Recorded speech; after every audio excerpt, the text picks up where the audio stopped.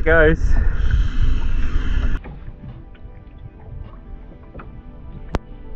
Hi guys, and welcome back to another fly fishing video. So I've returned to Rutland Water today, but I'm not here for the trout.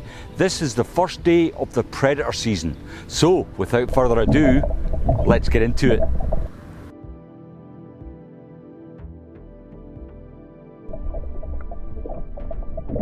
Well, we're back to Rutland for a day's predator fishing.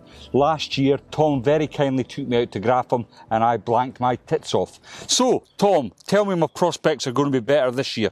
Well, I'm hoping so, and actually, as you know, we were meant to be going on to Grapham today. Yeah.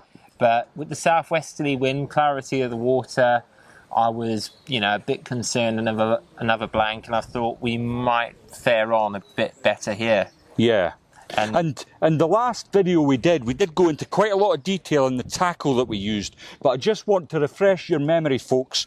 What I've got here is a Witchwood Predator rod. It's for a 9 weight. I'm also using the Predator reel with a wire trace on the end. The pike have obviously got quite sharp teeth, and we want to protect the line when we hook them up, or if we hook them up in my case. I'm sure Tom is going to get a couple. I'm not so sure about myself. But can you show them the kind of flies that we're going to be using, Tom? So obviously I've got a few boxes with me, so a lot of flies, but generally you want to have a few sort of more natural looking flies, like maybe something like that. Like you can see they're quite fairly big in profile and stuff like that, but they don't have any flash in them, but good movement. And sometimes, especially in this clear water, the fish can really spook or flash and stuff. They've seen a bit, but particularly in Grapham and stuff like that, I also like my big flashy nasties, especially for Zander, and they can induce aggressive takes, so it's always good to have a good mix.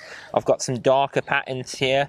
I've got another box that I don't have with me on here, but I've got some chartreuse and yellow patterns. I've got pinks. Just sometimes colour to trigger something a bit different. A bit different. But it being the very first day of the predator season, I dare say the pike have not been fished for, well, not properly. No, well, generally, like when you're fishing for specimen brown trout, you quite often fish quite big fry patterns like snakes and humongous and stuff like that. And they're essentially just smaller versions of these. So you do pick up a few pike. And I don't know if you have been caught this season, not as many as previous seasons, but it is quite normal for a few to come out. But they've certainly not been hammered. And particularly on Rutland, the fish tend to move out deeper come June, July. So I think we've done good to get in early today for a go at this. Despite the sunny weather you see here, the weather is due to close in on us, and we're expecting some drizzle and that. So I think we're going to get ourselves together and get out there and see what we can do.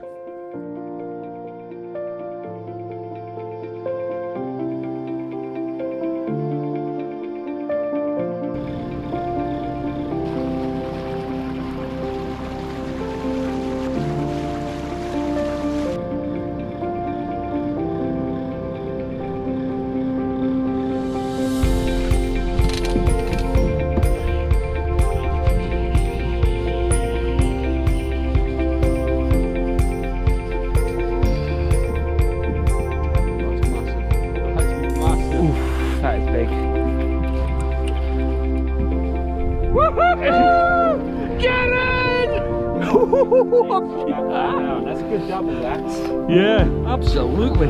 Christ, I'm shaking. Shaking with adrenaline.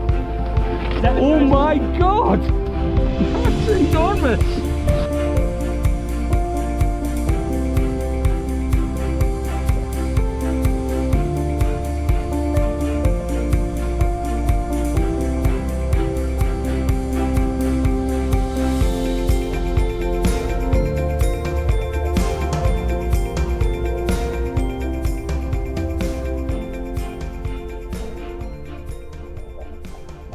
Let's talk fly lines. If you're going to be using a heavier rod such as a 9 or a 10 weight, you will need a line that will load that rod. Tom and I were both using the Airflow Streamer DI7 lines. It's ideal for this kind of fishing on large still waters. There are also a DI3 and of course a floater available in the line series. It just depends on what meets your needs. Well, we've come in a little early. I've got a long drive back. but I'm sure after the day we've had, Tom, you'll be heading back out to get another few hours in, I dare say. It's been phenomenal, isn't it? Yeah, if my finger holds up, that is.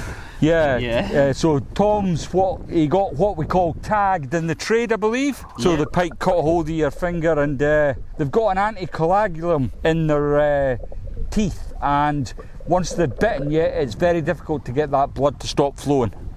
So it is quite rare what happened. So I landed the fish in like under a minute right by the boat, and it was still very green in the net. I went to grab it and it thrashed, and it was literally my hand being in the wrong place, wrong time. But don't let it put you off. It doesn't happen often. No, I think, well, certainly I've not got much experience with predators, but Tom showed me how to hold the fish correctly, so I was quite comfortable. Nice clean hand you got there. Yeah, because I was doing it right. I was doing it right. But yeah, Tom showed me how to hold the fish correctly, and I've come away blood free, which I'm very pleased to say. So a couple of the successful patterns that we used. So we started off with more drab patterns, and right away we were getting a lot of follows to the boat, weren't we, Tom? Yeah, we got a few follows. I had a few takes on this quite natural pattern. I think a couple of them might have been brown trout, and then I lost a good fish, but then it kind of dried up. We were getting follows, but they weren't committing. So we went through the patterns. I put on a big bream pattern. I think Lindsay put on almost like a perch colour pattern. And we were getting loads of follows to this. At one point we had 3 pike around the boats, but they wouldn't eat the flies. And all Lindsay did was change to this bright chartreuse monstrosity. And it's a little smaller than what we were fishing as well. Smaller as well. And straight away you got a good double on that. Yeah. And literally it was next drift, like 2 casts later, you were onto another similar size fish, and I thought, I'll have to change here. Yeah. So I changed to one of my old favourites. I know I said earlier in the day, I think flash can put them off, but it's good to have. I put that on, and straight away I was into a 20-pounder, like 2nd or 3rd cast. After a while, we picked up a few fish. I think Lindsay'd had 3, and I'd picked up 2, and they'd completely dropped off the flashy flies and stuff like that. Couldn't draw anything in on them. So I stuck out this fly that they were following earlier, and literally first cast a fish just shy of 20-pound grabbed it. So it does definitely pay to experiment and stuff like that. What time? I think I looked at the actual time of the first photo. The first fish we had about 11:30. Yeah. In the morning, and the last fish we actually had at 12:36. Right. So it was amazing, like an hour feeding window. And then it seemed to be like a switch. So after that window closed, it was very difficult to get any action, wasn't it? Yeah, we had a couple follows, and we caught at a specific depth. It was quite weird because we fished just a few feet more, and we didn't have any action. We had 1 or 2 shallower, but there was a hot depth, and it was key. And I went through some deeper water where I would have expected to find a fish, and we worked that water for well over an hour. We didn't see a fish. But you could come tomorrow and the deeper water be the thing. So it definitely pays to move around and stuff like that. Yeah. But I think 6 fish to the boat, 3 each, in the amount of time we spent on the water, I think is brilliant. Well, I am by no means a predator angler. I might, I'll probably most definitely have another go at the Zander. I feel I've got some unfinished business with them at Grapham. I failed to get one last year. I'm quite keen to break my duck. Would I get into predator fishing? Well, you don't actually need that much kit, really. If you wanted to just give it a go to try and see if you like it, you don't need a lot of kit. I don't think I'll be taking it up full time, but I've enjoyed my day, and it certainly pays to go out with someone that actually knows what they're doing rather than playing the guessing game. Thanks very much, Tom. Yeah, and I'll see you in June for the Zander. I'll see you in June for the Zander. Awesome. Thanks for watching the video, and I'll see you all next time. Yes. Are you in? Oh, okay. Just a trout.